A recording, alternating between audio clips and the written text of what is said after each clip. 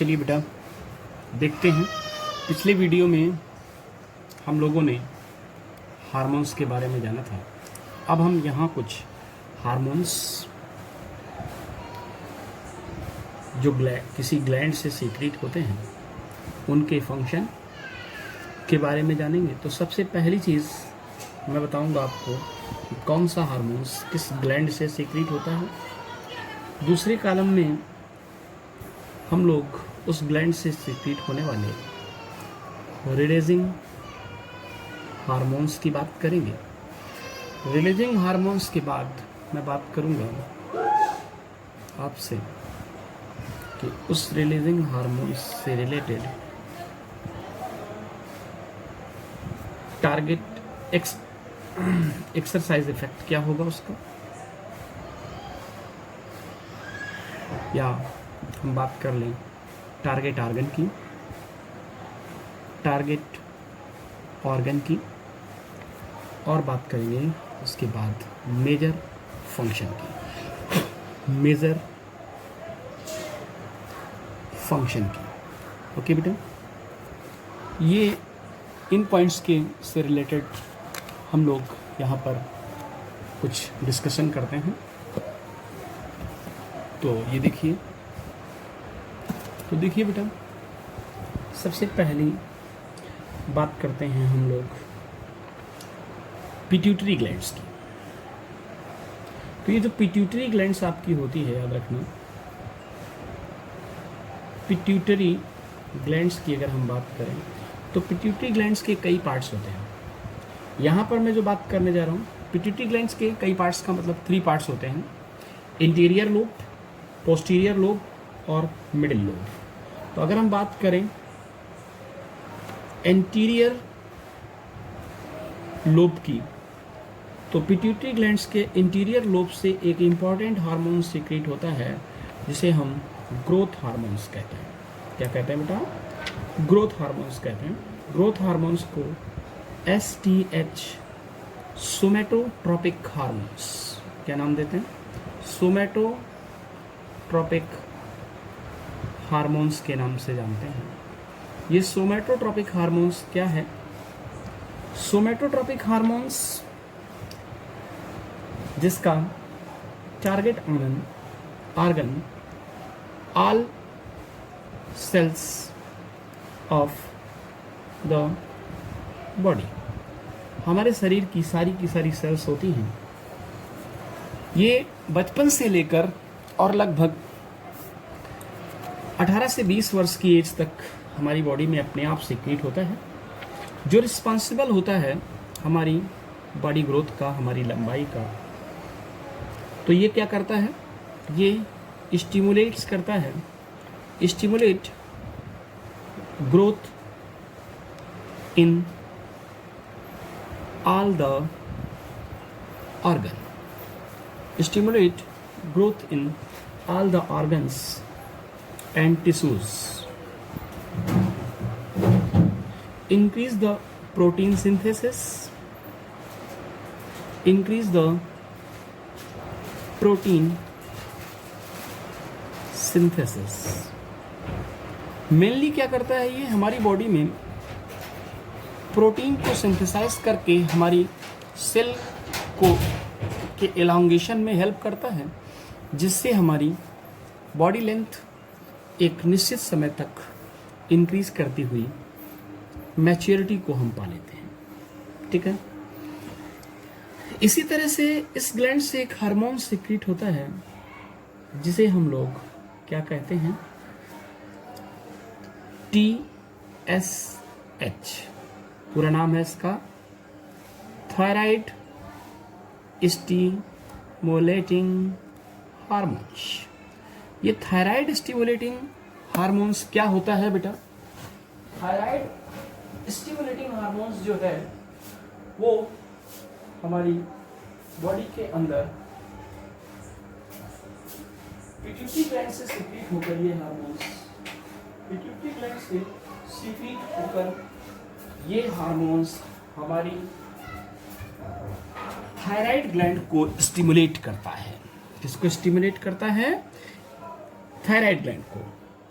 तो इसका effect mainly होता जाता है इंक्रीज द एक्सरसाइज। अगर हम एक्सरसाइज करते हैं तो ये इंक्रीज करता है और ये इफेक्ट डालता है हमारी थायराइड ग्लैंड पर। ओके, थायराइड ग्लैंड पर इफेक्ट डालता है। फंक्शन क्या है इसका? मेनली फंक्शन है controls the secretion of the hormones, control the secretion of the hormones released by the thyroid,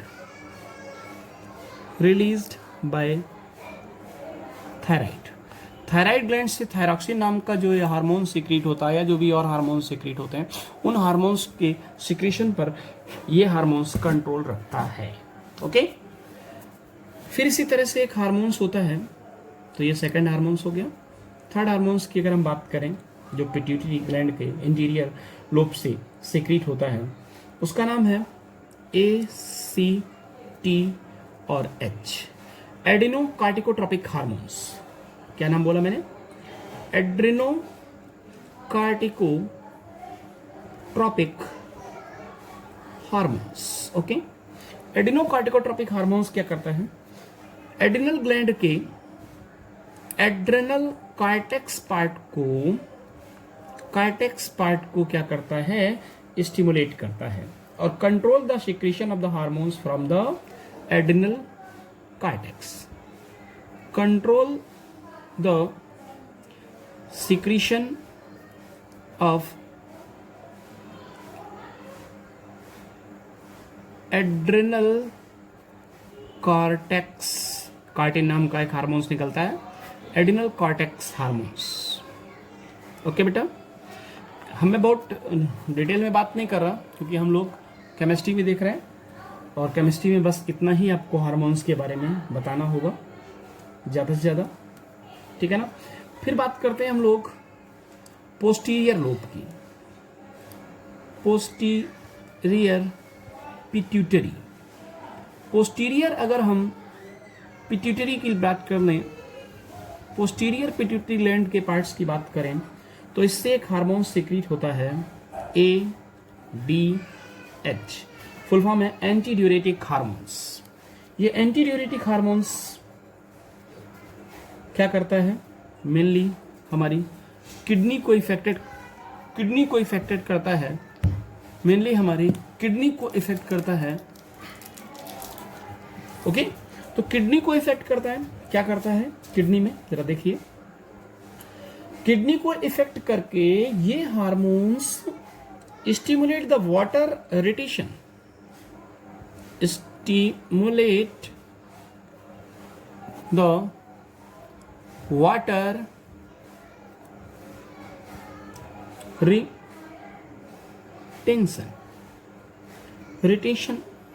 retention by the kidneys. Kidney में जो नेफ्रॉन होते हैं, उन नेफ्रॉन की वाटर सिक्रीशन पावर को इंक्रीज या डिक्रीज करता है। जब इसकी एक्सेस होती है तो वाटर एब्जॉर्प्शन बढ़ जाता है, जिससे ब्लड में जो वाटर की एक्सेस हुई है वो कम हो जाए और यूरिनेशन ज़्यादा होने लगता है। इंक्रीज अमाउंट जो वाटर का होता है हमारी बॉडी से वो बाहर निकल जाता है। इस तरह से ये हमारी बॉडी में ब्लड की कंसंट्रेशन को मेंटेन रखने का काम करता है। ओके, फिर अगर हम बात करते हैं यहाँ पर कि मिडिल लोब से फिर क्या सिक्रीट होता है, एक्चुअल में मिडिल लोब से एक हार्मोन्स MSH सिक्रीट होता है जो ह्यूमन बींग्स में नहीं है। कुछ रेप्टाइल्स और कुछ एम्फीबियन, जैसे आपने एक कहावत सुनी होगी कि गिरगिट की तरह से रंग मत बदलो, तो चैमेलियंस एक ऐसा एनिमल्स है, एक ऐसा रेप्टाइल्स है जिसकी वजह से जो क्या करता है अपने बॉडी के कलर को इन्वायरमेंट के अकॉर्डिंग चेंज करने की पावर रखता है स्किन के कलर को। तो वो पावर सिर्फ उसी में है क्योंकि मेलानोसाइट स्टिमुलेटिंग हार्मोन्स उसकी पिट्यूटरी ग्लैंड के मिडिल पार्ट से सिक्रीट होता है। फिर इसके बाद अब हम बात करते हैं एड्रिनल ग्लैंड की। किसकी बात करते हैं बेटा? एड्रिनल ग्लैंड्स की। तो ये एड्रिनल ग्लैंड्स जो हैं, इस ग्लैंड के से क्या होता है देखिएगा भाई। एड्रिनल ग्लैंड से हार्मोन्स जो निकलता है उसका नाम है एड्रेनलिन। एड्रेनलिन हार्मोन्स के एक्चुअल में 3F फंक्शन होते हैं। 3F का मतलब यहां पर फियर, फाइट एंड फ्लाइट से है। फियर, फाइट एंड फ्लाइट से है। डर, फाइट लड़ाई झगड़े जैसी एग्रेसिव नेचर, और फाइट मतलब लड़ाई झगड़े जैसी, फ्लाइट का मतलब उड़ना, ठीक है ना, दौड़ना, चलना, इन सब में इनकी रेट में इंक्रीजमेंट या डिक्रीजमेंट करता है, इसलिए इसे 3F हार्मोन्स भी कह सकते हैं। ये सारी सिचुएशन इमरजेंसी में होती हैं, इसलिए इस हार्मोन्स को इमरजेंसी हार्मोन्स भी कहते हैं। इसकी अगर हम टारगेट सेल की बात करें तो इसकी जो टारगेट सेल हैं वो हैं, क्या जरा देखिए, acts on most cells in the body। बहुत ही इंपॉर्टेंट हार्मोन्स है। क्या करता है? Prolonging and intensify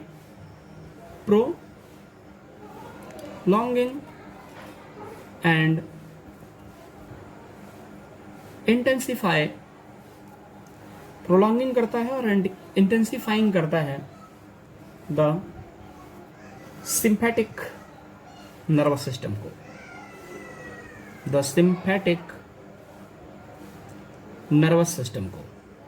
okay, sympathetic nervous system को, रिस्पॉन्स टू स्ट्रेस, और क्या करता है? रिस्पॉन्स करता है टू स्ट्रेस, ओके। अब देखिए मेजर फंक्शन इसका क्या है? इस हार्मोन्स का मेजर फंक्शन है mobilizes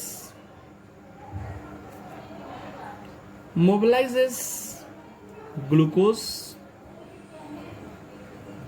increase the heart rate, heart beat को क्या करता है? इंक्रीज करता है, ठीक है ना। Heart कंट्रैक्टिलिटी,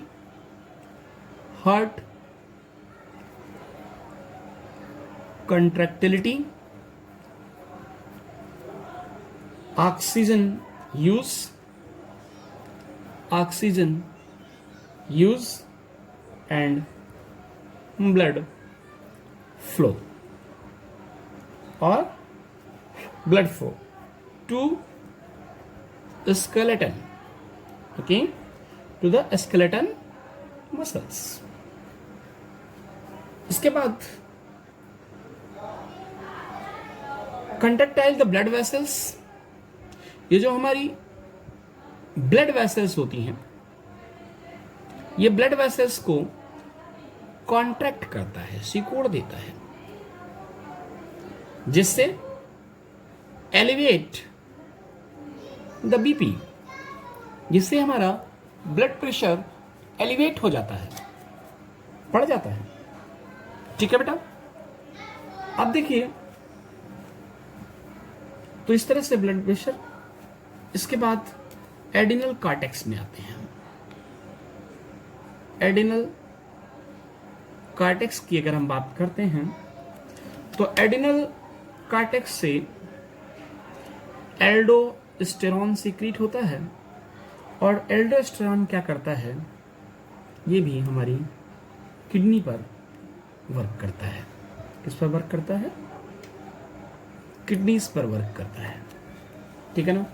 regulate the electrolytes and the fluid balance, regulate the electrolyte and fluid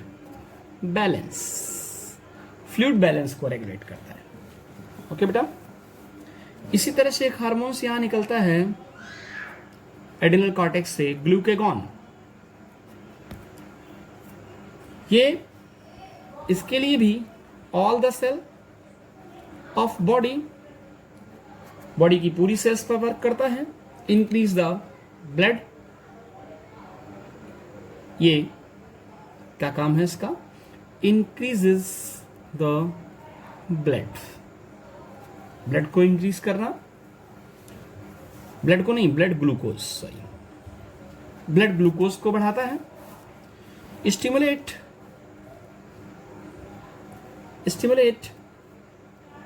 breakdown of the glucose and glycogen, breakdown of the glycogen and fat। होता क्या है ये जरा देखिए, ग्लाइकोजन का ग्लूकोज में ब्रेकिंग करना, ग्लूकोज में ब्रेक करना इसका काम है। इसी तरह से जब ग्लूकोज नहीं होती तो ये इसको फैट को भी फाइनली ग्लूकोज में कन्वर्ट करता है। ओके, तो ये फंक्शन है इसका, ये function just opposite to the insulin hormones.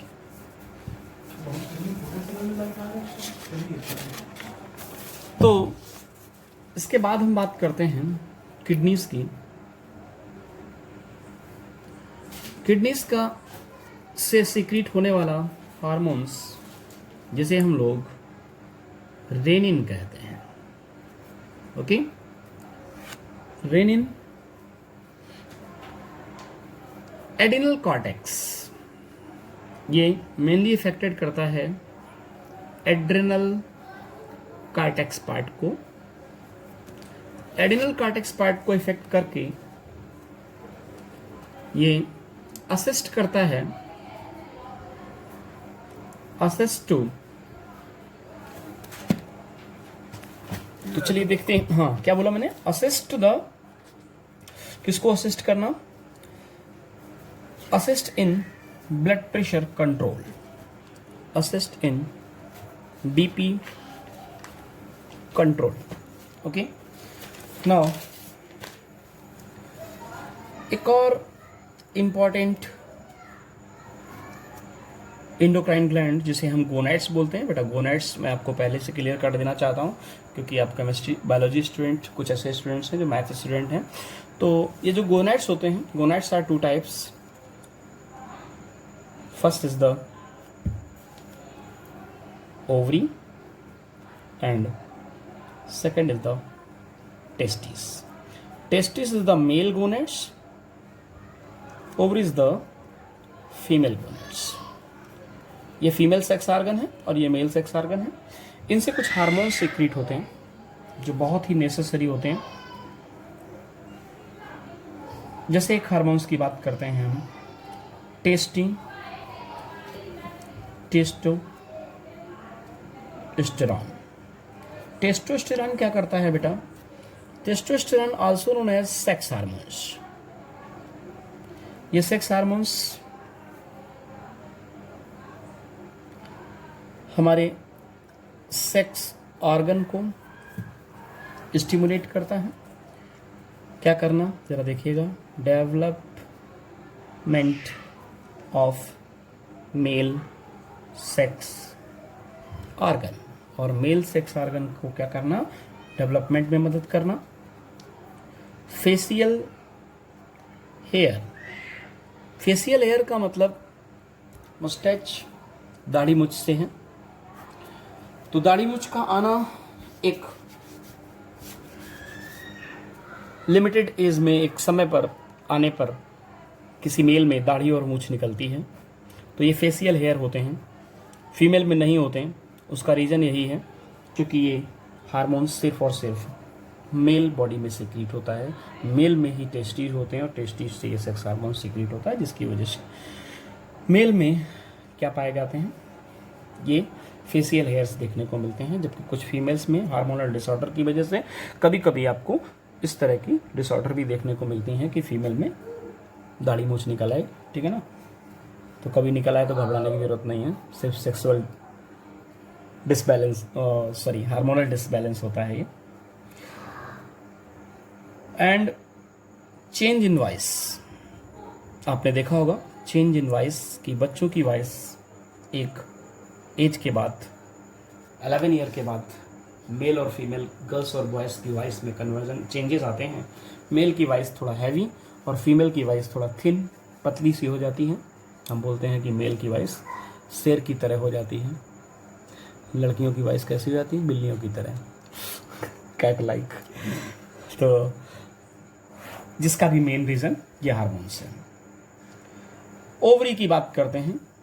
दूसरा गोनेट्स, ओवरी, आपको पता है, जो मेनली फीमेल्स में पाई जाती है। ठीक, इसका काम क्या है बेटा? इससे भी सेक्स हार्मोन्स निकलता है और इस सेक्स हार्मोन्स को फीमेल सेक्स हार्मोन्स कहते हैं। Female sex hormones, female sex hormones क्या करता है? तो ये सेक्स हार्मोन्स फीमेल के सेक्स ऑर्गन को डेवलप करता है। फीमेल सेक्स ऑर्गन्स में ओवरी आती हैं, ओवरी के डेवलपमेंट में ओस्ट्रोजेशन, मेंस्ट्रुअल साइकिल, इन सबको मेंटेन रखता है। ये क्या करता है? जब देखिए, promote the muscles growth, sorry क्या करना, डेवलपमेंट ऑफ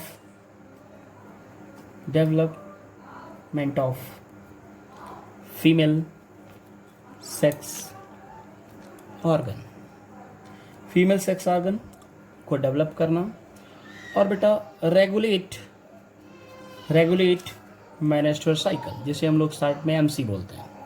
मेंस्ट्रुअल साइकिल को फीमेल्स में ये रेगुलेट करता है ये हार्मोन्स। तो इस तरह से, और सेकेंडरी सेक्सुअल कैरेक्टर्स को, बहुत सारे सेकेंडरी सेक्सुअल कैरेक्टर्स होते हैं, सेकेंडरी सेक्सुअल कैरेक्टर्स, उन सेकेंडरी सेक्सुअल कैरेक्टर्स को भी ये मेंटेन करता है। सेकेंडरी सेक्सुअल कैरेक्टर्स में अगर हम फीमेल की बात करें तो जैसे अभी भी मैंने बात की थी कि इनकी thin voice, this is the secondary sexual characters. Development of the mammary glands का development, this is the secondary sexual organs. ठीक है ना? इस तरह के कुछ डेवलपमेंट होते हैं। हिप का वाइडर हो जाना फीमेल के सेकेंडरी सेक्सुअल कैरेक्टर्स के अंतर्गत आते हैं। तो ये कुछ हार्मोन्स थे, मेजर हार्मोन्स, जिन्हें आपको केमिस्ट्री में पढ़ना है बेटा, बायोमॉलिक्यूल्स चैप्टर में। वीडियो काफ़ी लंबा हो जाएगा, लिहाजा मुझे ब्रेक करना पड़ रहा है यहाँ से। ठीक है, और बस इतने ही इंपॉर्टेंट हार्मोन्स हैं जिन्हें आपको यहाँ केमिस्ट्री में पढ़ना है और इनके फंक्शन को लर्न करके रखना है। ठीक है, थैंक यू।